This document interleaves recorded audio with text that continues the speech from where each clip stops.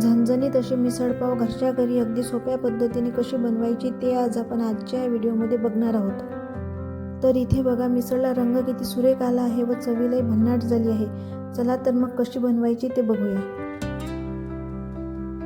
येथे मी एक मोठी वाटी मूळ आलेली मटकी घेतली, त्यामध्ये हळद व मीठ घालून घेतले व पाणी घालून घेतले व हे शिजवून घेतले। तुम्ही हे कुकरला देखील शिजवून घेऊ शकता। कुकरमध्ये ती जास्त शिजल्या जाते व पाहिजे तशी चव येत नाही। इथे आपल्या मटकीला उकळी आलेली आहे।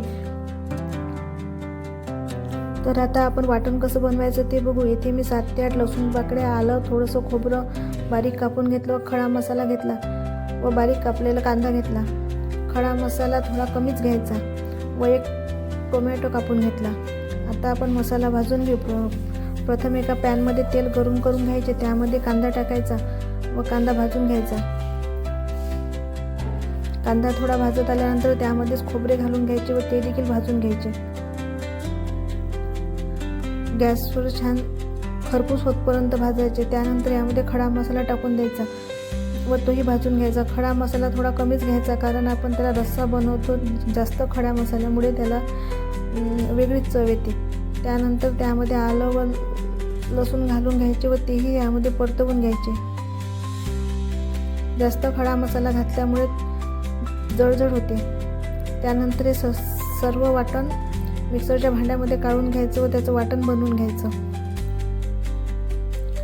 त्याच भांड्यामध्ये आपण टोमॅटो देखील बारीक करून घ्यायचा। आता आपण फोडणी कशी बनवायची ते बघूया। इथे मी मोहरी, जिरे, लाल तिखट, हळद, मसाला, धने जिरे पावडर व मीठ घेतलं आहे। आता एका कढईमध्ये तेल गरम करून घ्यायचे। यामध्ये नेहमीप्रमाणेच फोडणी करून घ्यायची। तेल गरम झाल्यानंतर मोहरी घालून घ्यायची। मोहरी छान फुलल्यानंतर त्यामध्ये जिरे घालून घ्यायचे। त्यानंतर यामध्ये तयार केलेले वाटण घालून घ्यायचे।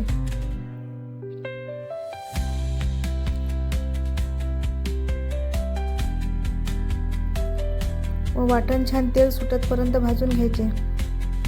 वाटण छान भाजले गेले तेव्हाच आपल्या मिसळला रंग छान येतो। त्यामुळे आपलं जे वाटण आहे ते छान भाजून घ्यायचं। हे बघा आता याला तेल सुटलेलं आहे। आता यामध्ये टोमॅटोची प्युरी घालून घ्यायची व आणखी एकदा छान मिक्स करून घ्यायचे व छान शिजवून घ्यायचं। टोमॅटोची प्युरी देखील या मिश्रणामध्ये चांगली शिजली गेली पाहिजे।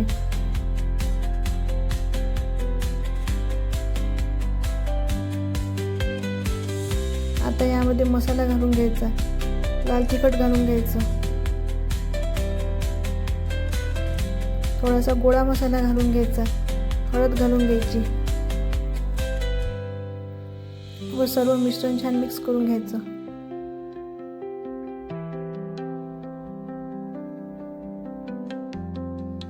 आता आपलं मिश्रण तेल सुटतपर्यंत भाजलं गेलेलं आहे। आता यामध्ये आपण जी मिसळ शिजवून घेतली होती व त्याचा जो स्टॉक होता तो पूर्ण घालून घ्यायचा।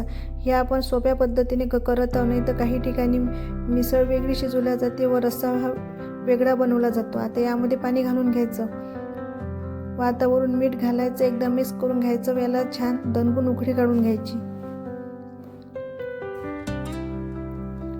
वेगवेगळ्या ठिकाणी वेगवेगळ्या पद्धतीने मिसळ बनवल्या जाते, पण आपण इथे अत्यंत सोप्या पद्धतीने घरच्या घरी कशी बनवायची ते बघत आहोत। आता यामध्ये हिरवी कोथिंबीर घालून घ्यायची।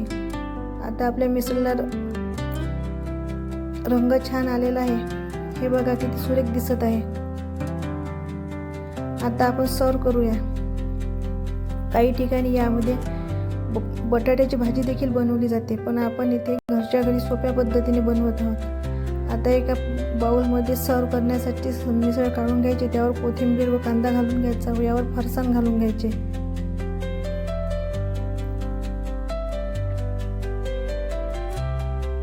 अशा प्रकारे जर तुम्ही मिसळ बनवली तर ती झटपट बनून तयार होते व चवीलाही भन्नाट लागते। आता यासोबत सर्व करताना कांदा द्यायचा, वरून लिंबू पिळायचा व सोबत पाव द्यायचा। तयार आहे आपली झणझणीत अशी मिसळ पाव। अगदी घरच्या घरी सोप्या पद्धतीने व कमी वेळेत तयार होते। अशा झणझणीत रेसिपी बघण्यासाठी मराठी रेसिपीला सबस्क्राईब करा, लाईक व शेअर करा।